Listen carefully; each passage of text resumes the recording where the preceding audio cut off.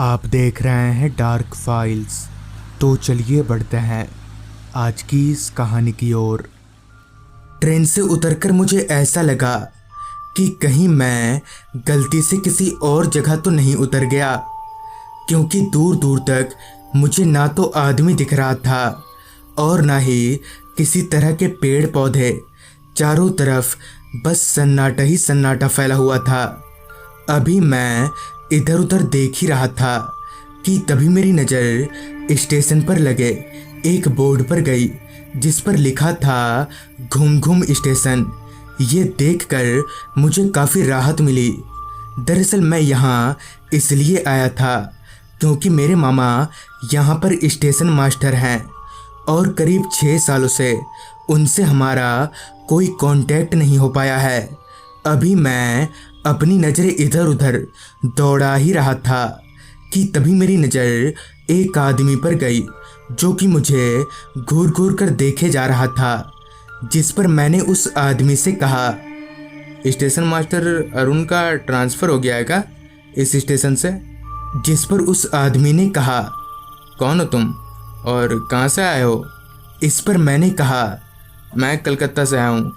Station master Arun मेरे मामा हैं। मेरे इतना बोलते ही वो आदमी जोर जोर से हंसने लगा और कहा, अरे मोहन, मैं तुम्हें तो पहचान ही नहीं पाया। कितना बड़ा हो गया है तू। उस आदमी के मुंह से ये सुनकर मुझे समझने में देरी नहीं लगी कि यही मेरे मामा हैं। मैं मामा के साथ उनके क्वार्टर में आ गया। उनका क्वार्टर स्टेशन के बगल में ही था। क्वार्टर पहुंचकर मामा ने मुझे अपने सहयोगी विक्रम से भी मिलाया, जो काम में मामा की काफ़ी मदद करते थे। मगर हैरानी वाली बात तो ये थी कि ठीक इस तरह पूरे जगह पर मामा और विक्रम के अलावा और कोई नहीं था। बस एक छोटा सा गांव था, वो भी 10 मील दूर। खैर, मामा ने मुझे हाथ मुंह धोकर फ्रेश होने को कहा। मैं भी उनकी बात मानकर हाथ मुंह धोने बाहर निकला तो मेरी नज़र क्वार्टर के बाउंड्री पर बैठे एक बच्चे पर गई, जो मुझे इशारा करके अपनी ओर बुला रहा था। अभी मैं उस बच्चे की ओर थोड़ा आगे बढ़ा ही था कि तभी पीछे से मेरे मामा ने मुझे पकड़ लिया और मुझसे कहा, अरे मोहन, कहाँ जा रहा है तू? जिस पर मैंने उस ओर इशारा किया जिधर वो लड़का बैठा हुआ था। मगर जैसे ही मैंने उस ओर देखा तो वो बच्चा वहाँ से गायब था। जिसके बाद मामा ने मुझे क्वार्टर के अंदर ले आए और मुझसे कहा, मोहन, एक बात बता रहा हूँ, सुन। ये जो घूम घूम स्टेशन है ना, ये बहुत अलग है। यहाँ तुम्हें बहुत कुछ दिखेगा, मगर अपना दिमाग ठीक रखना। आगे मामा ने बताया। वो बच्चा कौन था पता है? मुझसे पहले जो स्टेशन मास्टर थे ना, उनका छोटा बेटा था। वो आज से 10 साल पहले इसी स्टेशन में खेलते हुए ट्रेन से कटकर मर गया था। ये सुनकर मैं एकदम से उठकर खड़ा हो गया कि मैंने वो बच्चा नहीं बल्कि उसका भूत देखा था। मगर मैं इन सब बातों को नहीं मानता था। अभी हम बात कर ही रहे थे कि तभी मेरी नज़र खिड़की पर गई, जहाँ वही बच्चा एकटक हम दोनों को घूरे जा रहा था। अब मैं थोड़ा थोड़ा डरने लगा था कि तभी मामा दौड़कर खिड़की के पास गए और उस बच्चे पर चिल्लाने लगे। मामा के चिल्लाते ही वो बच्चा हवा में धुआं हो गया। ये सब देखकर मुझे समझ नहीं आ रहा था कि यहाँ क्या हो रहा है। मुझे अगर पहले से पता रहता तो मैं यहाँ कभी नहीं आता। खैर, मामा ने चाय बनाया और हम दोनों चाय पीने लगे। अभी हम चाय पी ही रहे थे कि तभी मामा ने कहा, इस स्टेशन पर कई गाड़ियाँ आएंगी, मगर उनमें से कुछ गाड़ियाँ सच की होंगी तो कई गाड़ियाँ भूतियाँ, जिनमें ड्राइवर से लेकर पैसेंजर तक सब भूतिया होंगे। इसलिए तुम जब स्टेशन से उतरे ना, तो मैं तुम्हें इतनी गौर से देख रहा था।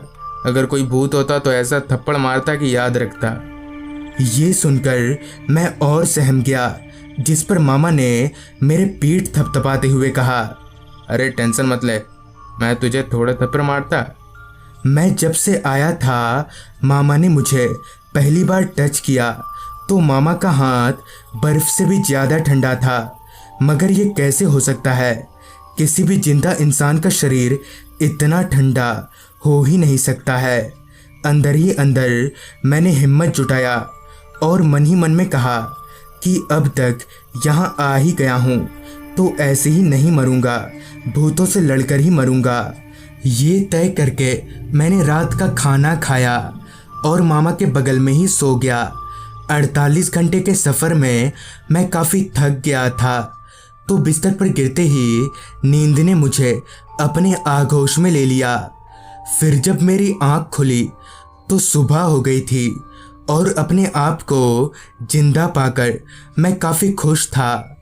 अब मेरा डर भी काफ़ी हद तक कम हो गया था। एक बात तो मुझे पता थी कि मामा का हमारे अलावा कोई नहीं है और ना ही उन्होंने आज तक शादी की है।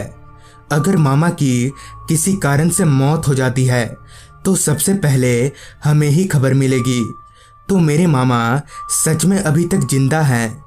खैर, किसी तरह से मैंने उस वीरान से स्टेशन में दिन पार किया और शाम विक्रम के साथ टहलने निकल गया। टहलते टहलते हम लोग एक छोटी सी नदी के पास आ गए थे जहाँ काफ़ी अच्छी हवा चल रही थी। तो मैं उस नदी के किनारे एक पत्थर पर बैठ गया और विक्रम से बातें करने लगा। बात करते करते कब शाम की हल्की रोशनी अंधेरे में तब्दील हो गई पता ही नहीं चला।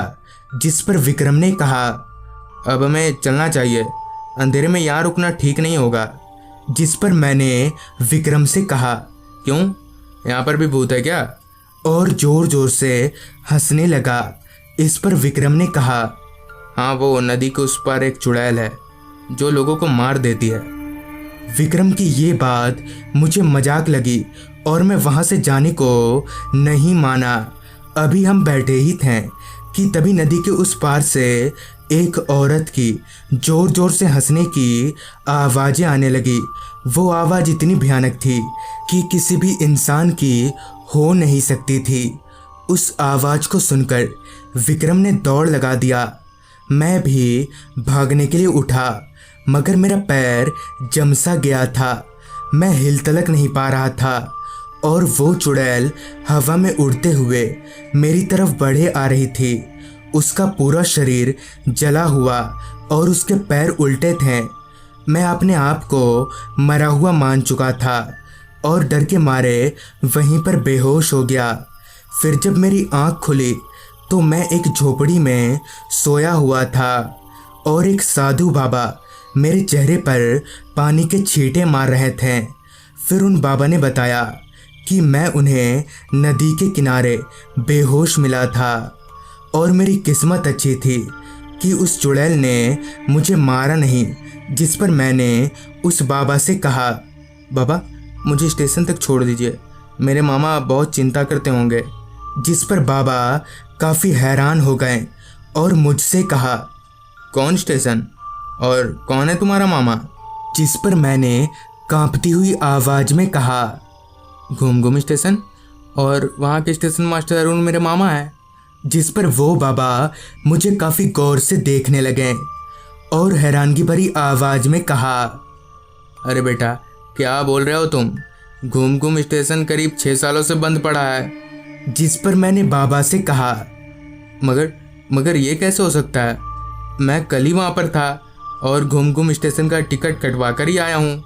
इस पर बाबा जोर जोर से हंसने लगे और कहा, तुम्हारे साथ ज़रूर कुछ गलत फहमी हुई है। घूम स्टेशन बंद हो जाने के कारण अगर कोई भी वहाँ का टिकट मांगता है तो उसे आगे स्टेशन का टिकट दिया जाता है। और पता है आगे के स्टेशन का क्या नाम है? झूम।